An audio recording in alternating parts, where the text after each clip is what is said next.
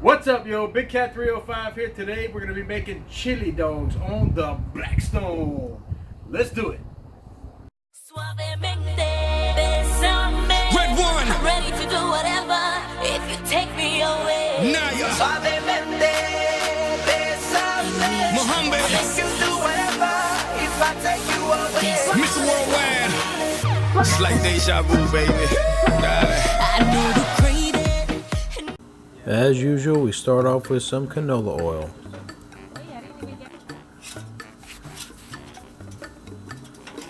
Spread around the canola oil and get ready for our ground beef and chorizo. Here we have a half pound of ground beef, and I had 3 leftover Argentinian chorizos where I took the skin off. So here what I do is I press down on the ground beef and also on the chorizos. First time I've used the chorizos like this, so this is kind of an experiment, but I've been doing it with the ground beef for about 20 something years. I used to work for Wendy's. That was my first job, and I actually was the one who made the chili. And here's a little secret for you.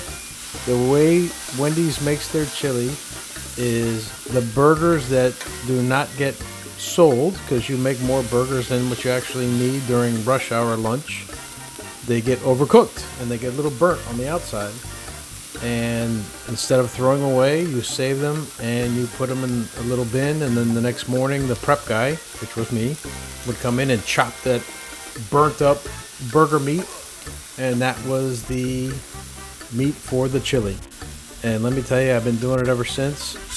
So I press down, and it's almost like a Smashburger for chili, and the flavor is just amazing. So that's what I've been doing, and that's what I highly recommend, because it comes out really good. So just smash it up, high heat. There's no need to sit around for an hour and cook this, so just high heat, get it hot on the outside. It doesn't have to be, well done on the inside. It really just needs to be brown. And then you can see those chorizos are getting nice and dark quickly as well.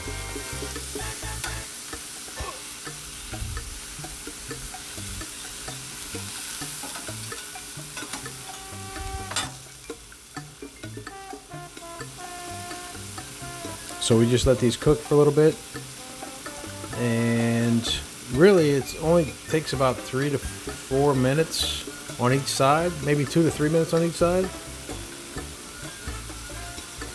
Get them nice and brown, like I said, and then we're gonna chop them up here.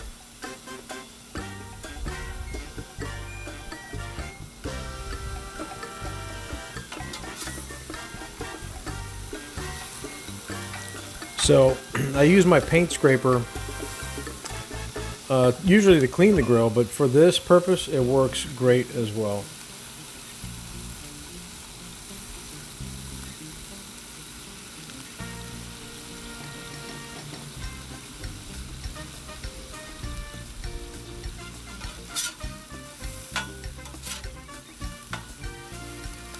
So here we go. Paint scraper's going to come in and just start a chopping.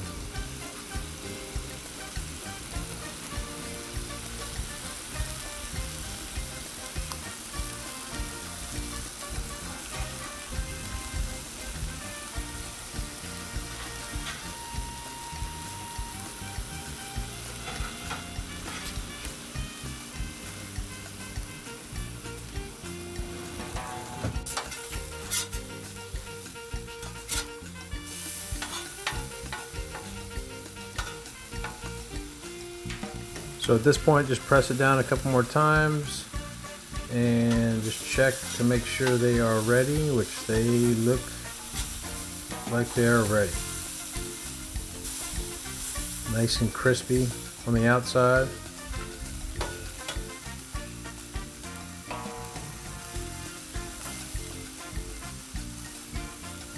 And here we go. So the burger meat comes apart real easily. The chorizos are a little tougher at this point to get across. I did take the casings off, but since I didn't break them apart when they were raw, they kind of mended together. So now at this point, it's almost like the same texture as if I was cooking a Philly cheesesteak, which is fine because we can get around that. It's kind of like a grab and pull. As you can see, I hold it down with one spatula and pull with the paint scraper, and they come apart no problem. And it actually makes it a little more fun, to be honest with you. But yeah, so you want to make sure you break them apart as much as possible. Remember, this chili is going on a chili dog, so you don't want giant chunks of meat. You just want nice, flavorful, small pieces of meat. And let me tell you, with this grill, at this point, they are sizzling together, and the flavor is out of control. So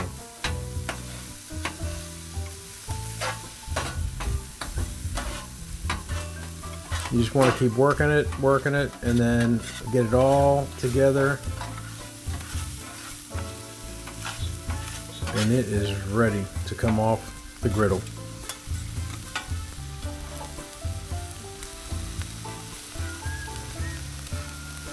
So here we go, a couple scoops, and we take them off.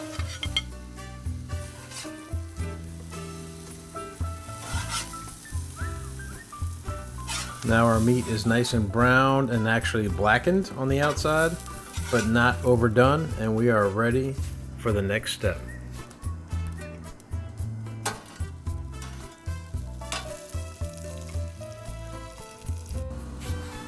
So quickly, we have our sazon, we've got our chili seasoning, we've got crushed red pepper, we've got cumin, we've got salt, pepper, and garlic mix, we've got bacon bits, pinto beans, diced tomatoes, tomato sauce, cayenne pepper, and a nice cold beer, about a third of the cold beer. And we're going to put it all there in the Blackstone on top of a cast iron skillet, and it is going to be amazing.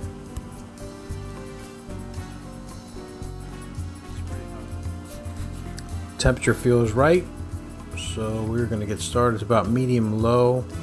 We'll put down some canola oil on the cast iron skillet, and then we'll put our meat mixture of ground beef as well as our Argentinian chorizo, 50-50. It looks delicious, it smells delicious. I'm not gonna lie, I tasted it. It tastes delicious. So here we go. We're gonna add some diced tomatoes.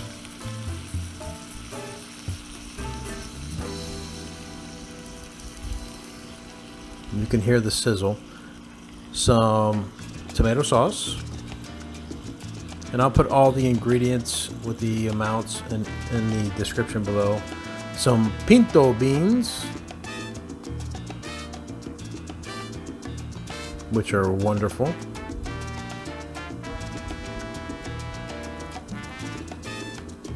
Next up, we have our bacon bits. You didn't think you were going to see bacon bits, did you? Bacon makes everything taste better. So how can you not have some bacon bits?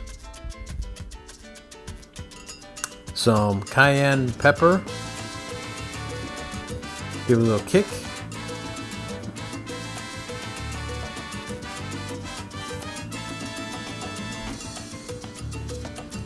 Next up, we have our chili mixture, chili seasoning from McCormick.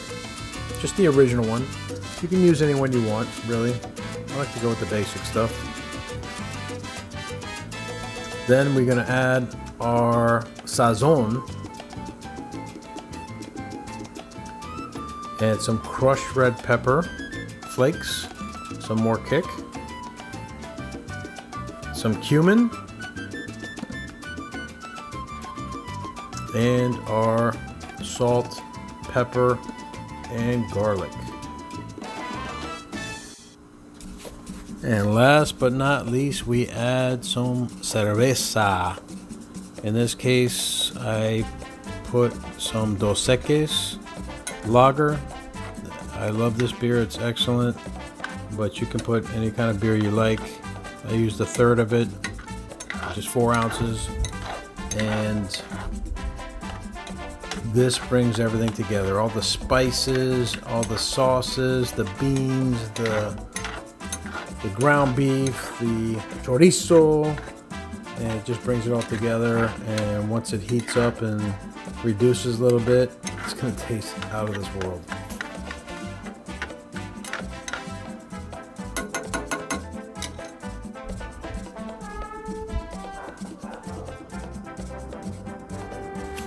So I know we cover with the lid, but I decided to cover with some tin foil just to give it a better seal. Tin foil is like the duct tape of the kitchen. It's amazing. It keeps everything nice and hot. And look at the bubbles. I mean, this thing is just, this is on low.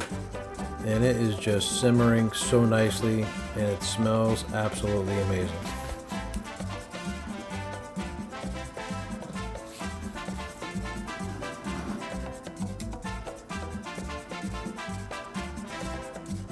So we're gonna mix up the chili after a few minutes. You wanna make sure it doesn't stick on the bottom. This pan is amazing. It's the best non-stick pan I've ever had. It's better than any non-stick pan I've ever had. It's amazing.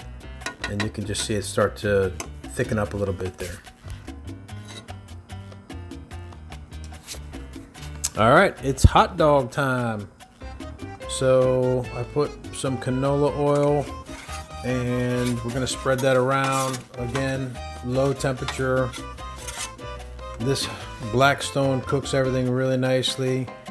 We've got some Angus beef, all beef hot dogs that are beautiful, and these things are gonna cook up real quick. So while we put those down, we're gonna go ahead and mix up or stir up our chili just to make sure. Again, look at the bottom, it's not sticking, it's reducing nicely. I mean, the flavors that are coming out of this thing at this point are just out of control. So literally after less than a minute, we turn our dogs and look at the brown that are coming through here. I mean, these things are going to be done in like 2 minutes.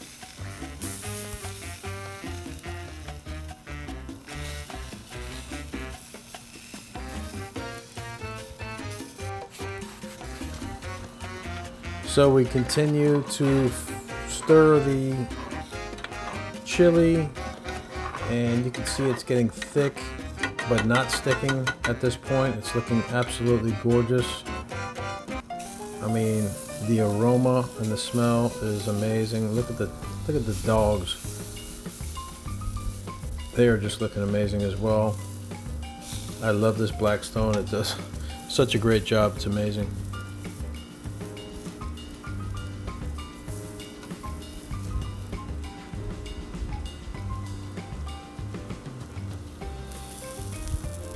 Little close up on the hot dogs. I mean, come on. Are you kidding me? Look at those things. And then the chili. Oh my goodness. That is great.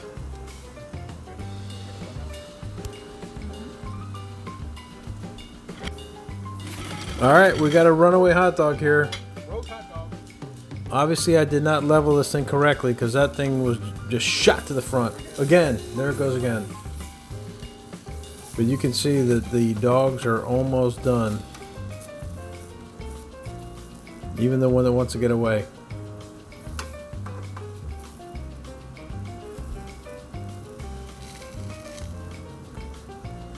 So a few more turns of the hot dogs. And back up a little bit so you can see the whole picture here. What a setup, man. This Blackstone, that's a big cast iron skillet, and we could easily fit another 6 dogs on there as well if we wanted to. And these things are almost done.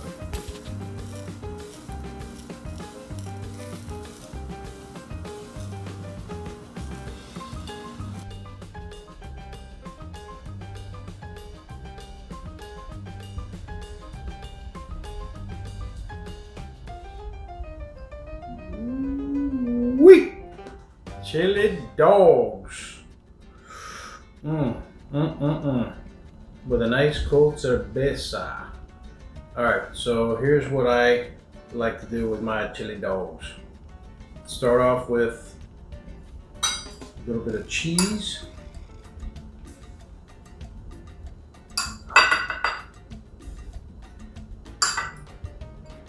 This is a Mexican blend. I like a lot. Then we put on some of our beautiful chili that just smells amazing. Oh, that will melt the cheese underneath.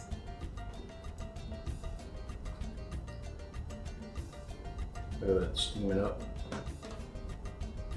And then I like to top it off with some raw onions. Just a little bit. Just get a little more bite.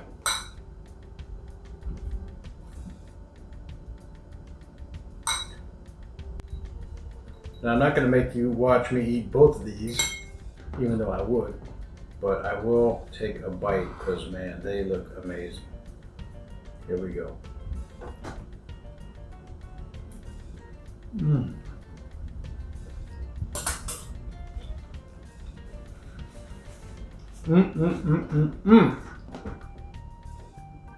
That is some good chili. With the cheese and the onions, it's got a little kick to it. Love it. Fun to make. On the Blackstone, everything was made on the Blackstone. It came out awesome. Once again, thank you all for watching. Please continue to subscribe, comment, like, hit that notification bell, and we'll keep on cooking. Big Cat out.